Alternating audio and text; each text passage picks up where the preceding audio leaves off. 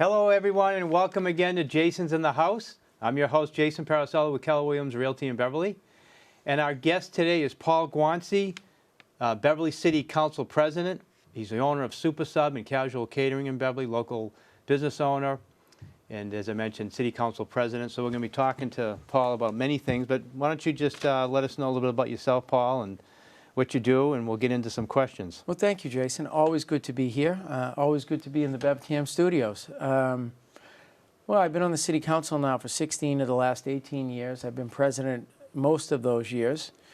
I did retire back in the late 2000, when I retired, in 2009 and 10, I wasn't on the board. I had just had my third child, or my wife did, and I needed to take a break from something, and that was what I took a break from. But I did end up running again after taking one term off, and I was lucky enough to be reelected. As you mentioned, I have a business in downtown Beverly, Super Sub, right on Cabot Street. We've been there since 1970. Wow. We just celebrated our 46th anniversary this month. Amazing. Family business started by my father, and being the oldest son in an Italian family, the father says, I need some help, and lo and behold, 30 years later, I'm still there. But the city of Beverly has been wonderful to us. Excellent. So it's great because you have a perspective, as I mentioned, as a business owner, a politician in the community. So in Beverly right now, there's a lot going on. We're going to get into some specifics. Generally speaking, what are some of the things you guys, you're talking about at City Hall, some concerns, some challenges, some kind of a broad overview before, like I said, we get into some of the specifics?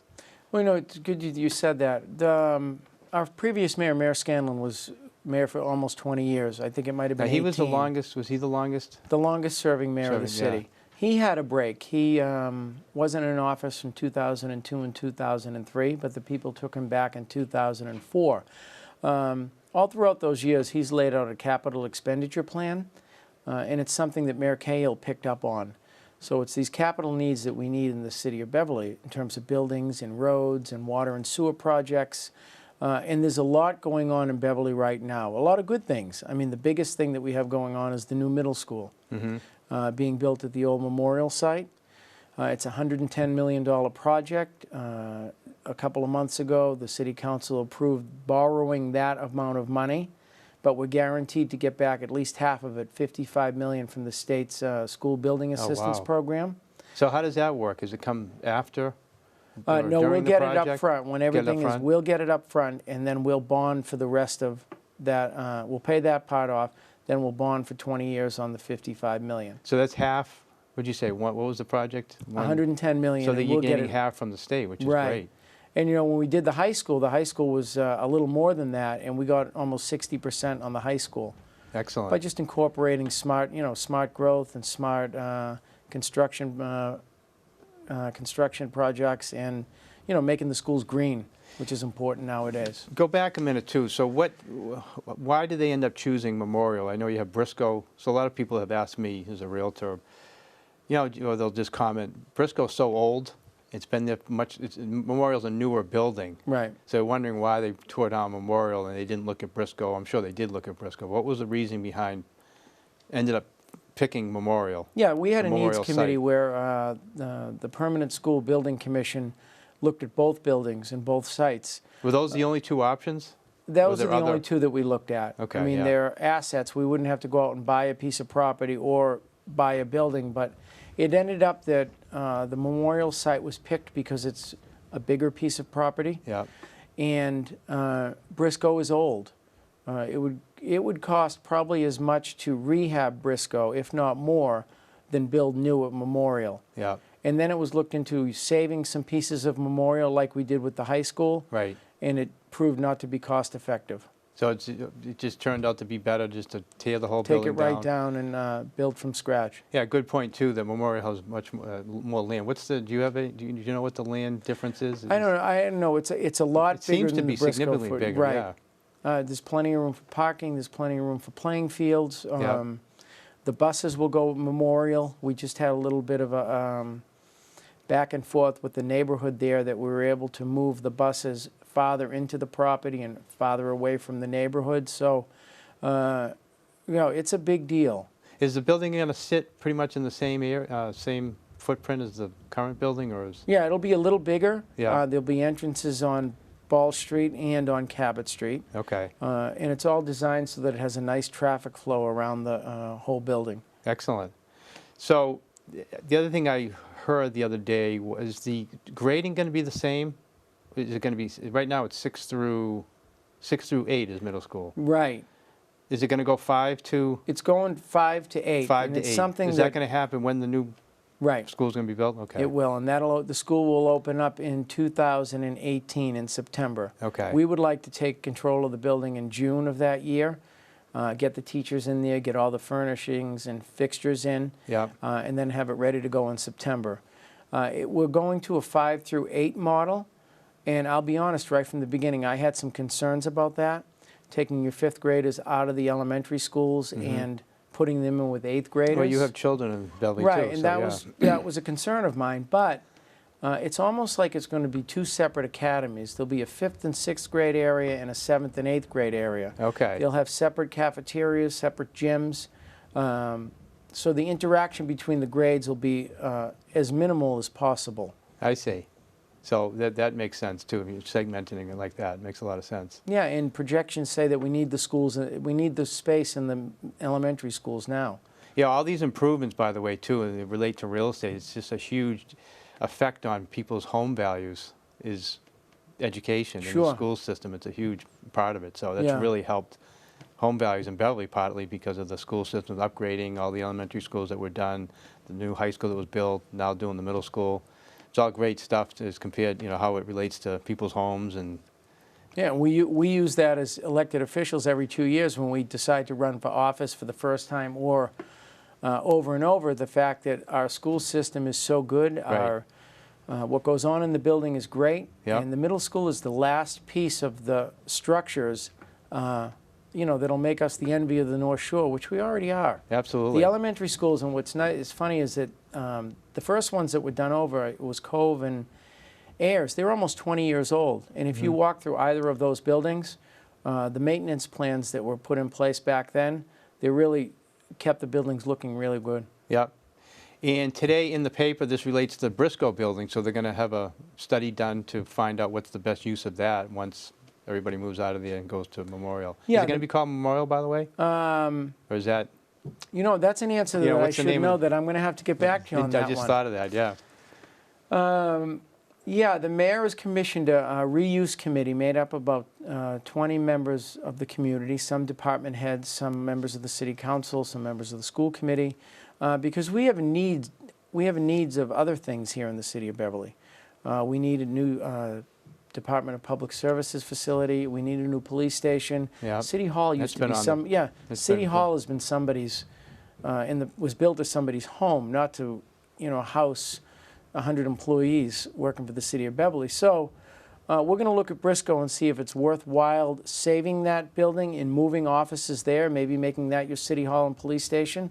But personally, I think you're going to find that it's going to be not cost effective to do that. Yeah. And then the city would put it on the market and sell it like we've done with the other schools. I'm curious, too, about over 55, whether that ends up being something like that. Or I've heard people ask me, talk about that also, over 55 type developments. But I don't know if we even have any. We have something up on Conant Street Conant that Street. might be over 55, and then part of it is assisted living.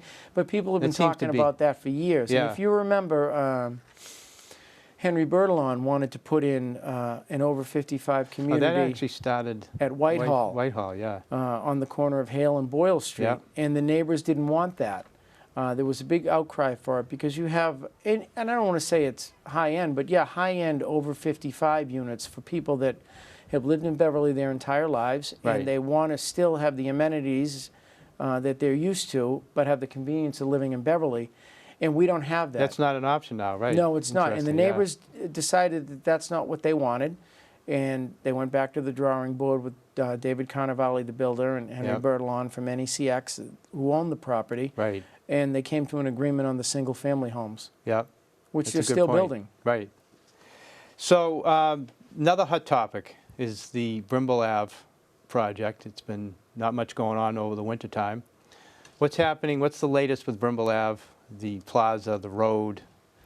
Give us an update on that whole All right, I thought of project. that. I was coming home from family and from Reading, my parents' house, on yesterday after Yeah. Easter, and I got off the highway and I went up and went through the roundabouts, which they work a little better than I thought they were going to. The Whole Foods Plaza had to go back before the Mass Department of Transportation to redesign the entrances Yeah. to the plaza. They've been approved now. So that's underway. The road improvements are being made. So are they going to, when are they going to start building the I actual would plaza? say in the at Whole fall Foods? of 2016. Okay. All the road work should be done. So that's not related, do they have to wait for more road work to be done, or they No, can- they can get going. go The road anytime. work should be done by then. Okay, You'll see it really pick up this fall.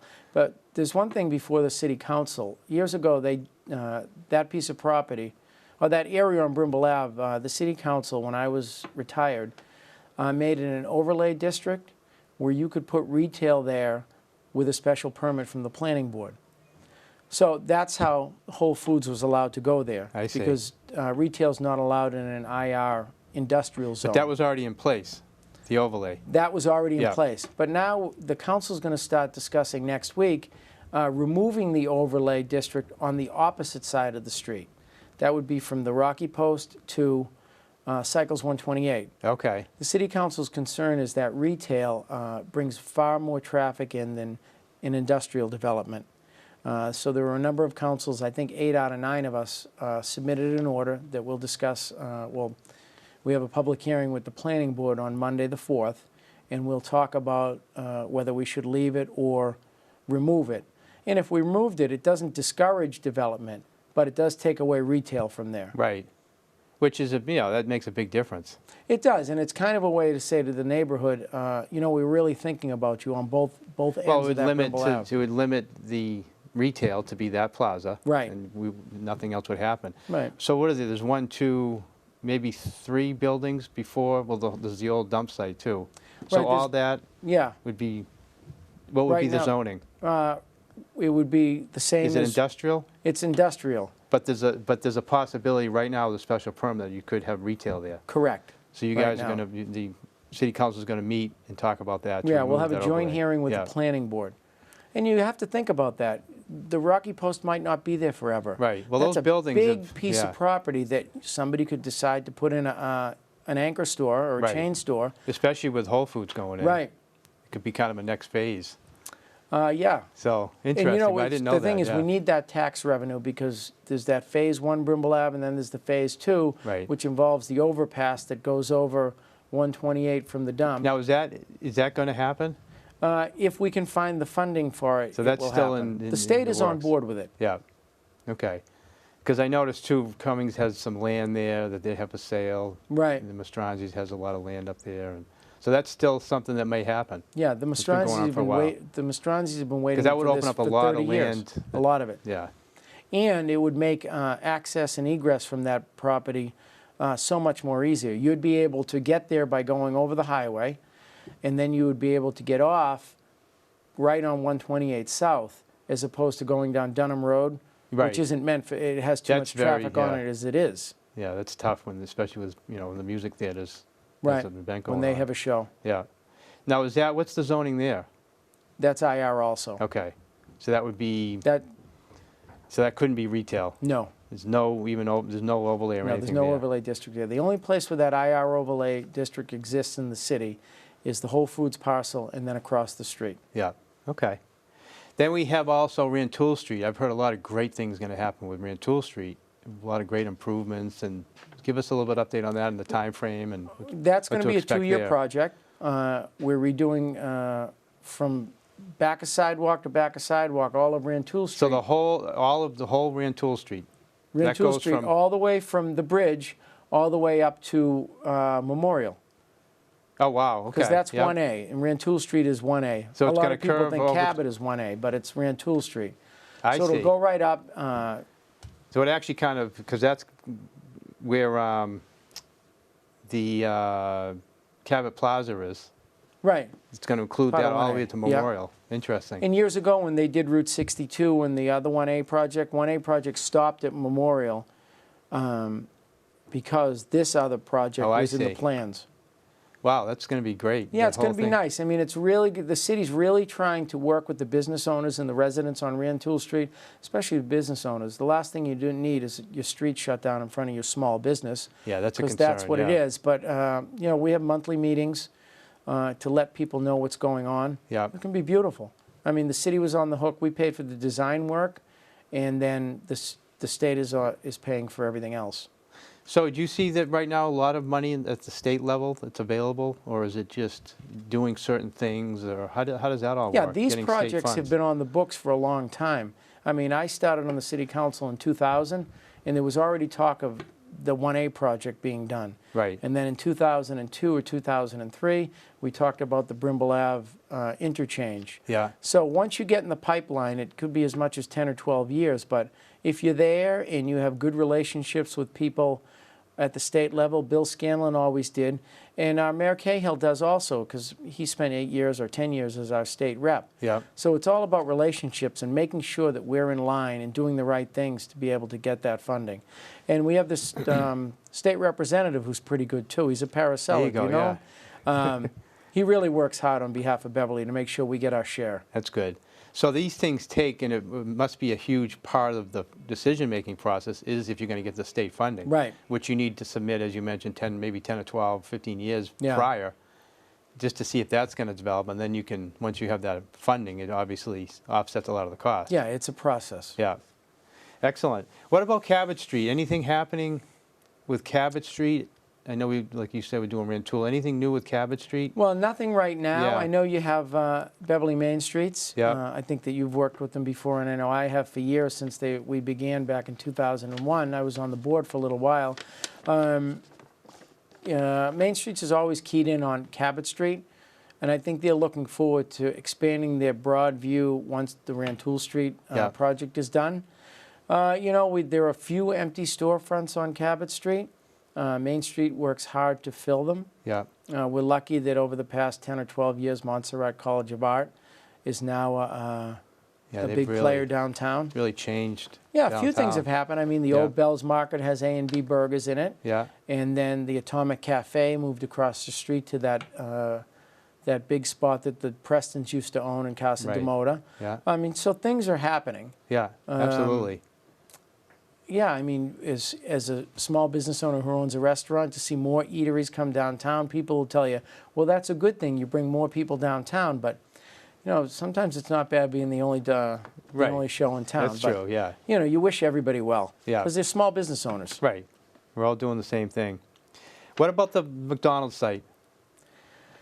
That's Tough one. It's been a there. little bit of a hasn't been talked forever. about too often recently. No, but what's happening with what's that? What's A happening? lot with of that? work is being done behind the scenes. Our new planning director, Aaron Clausen, has been really good, and he's really starting to focus on it. We lifted the designated port authority from that had been there since it was really a working waterfront where it was all commercial fisheries. Yep.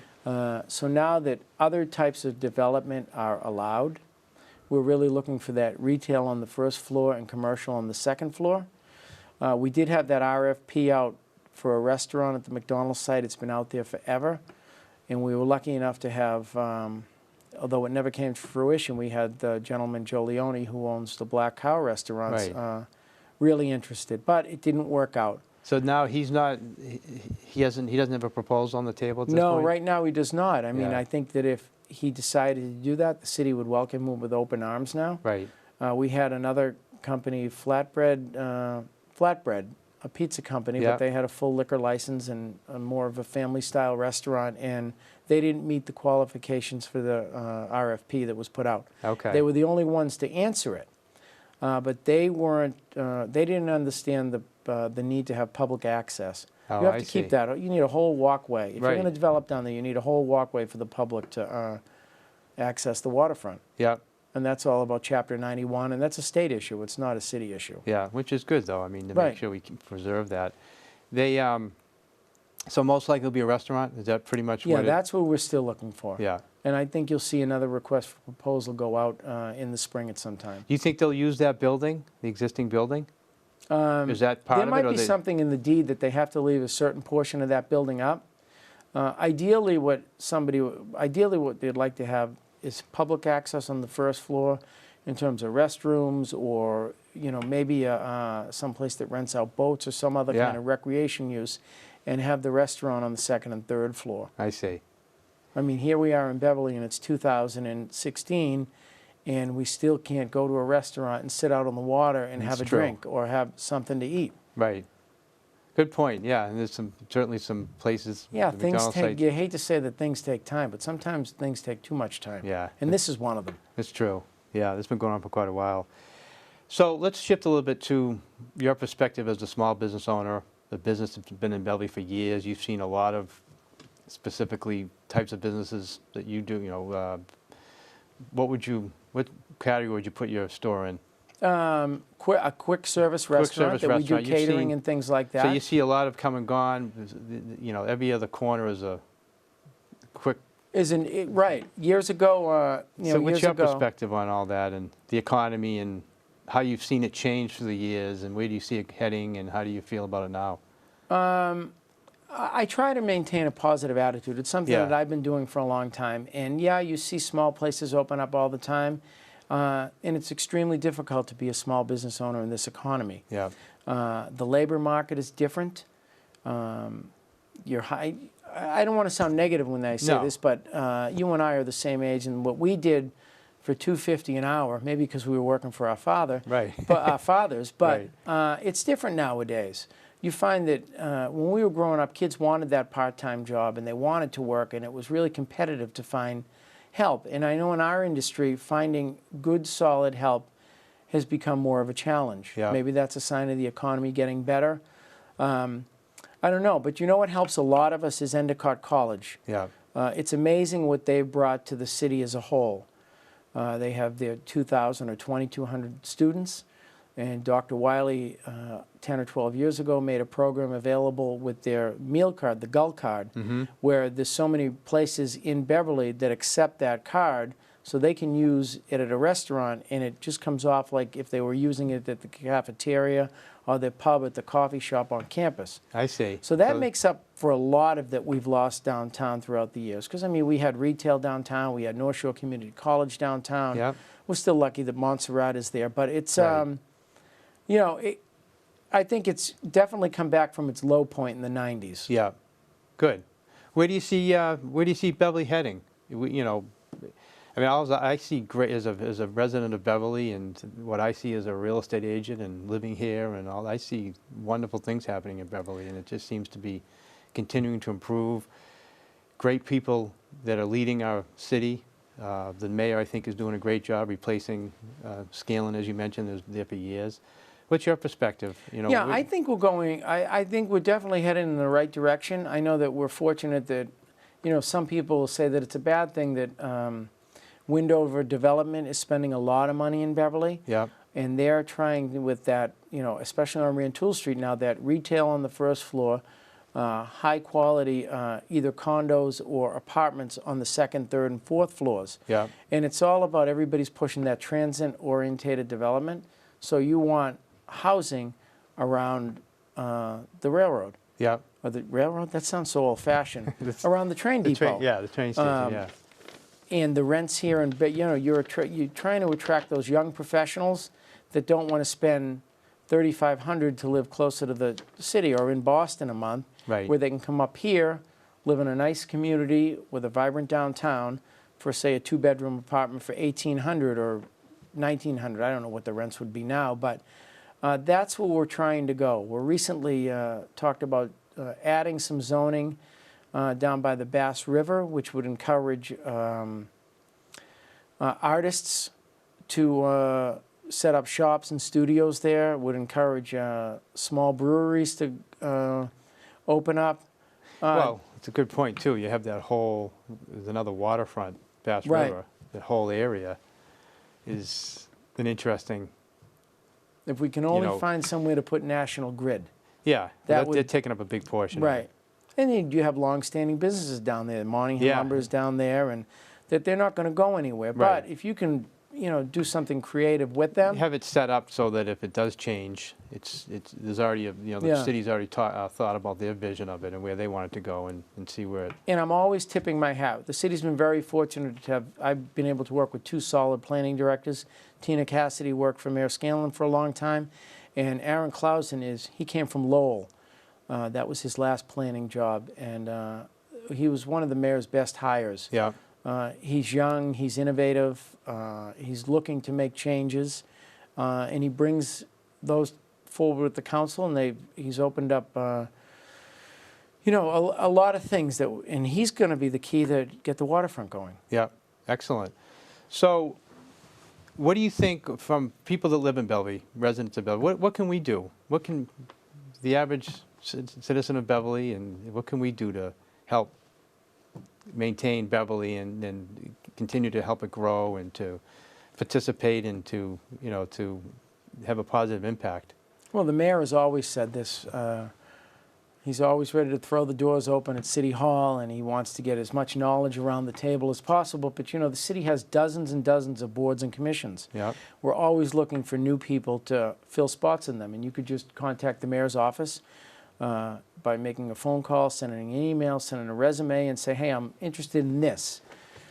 We have the Planning Board, the Zoning Board of Appeals, the Conservation Commission, the Cultural Council. So there's a lot of openings. There's a lot of, there's a lot of boards and commissions that openings come up. People have felt like they've done their time, and they want to move on. I know there's openings on the Parks and Recreation Commission, the Open Space Commission. There are a lot of good volunteer commissions that people do great work with.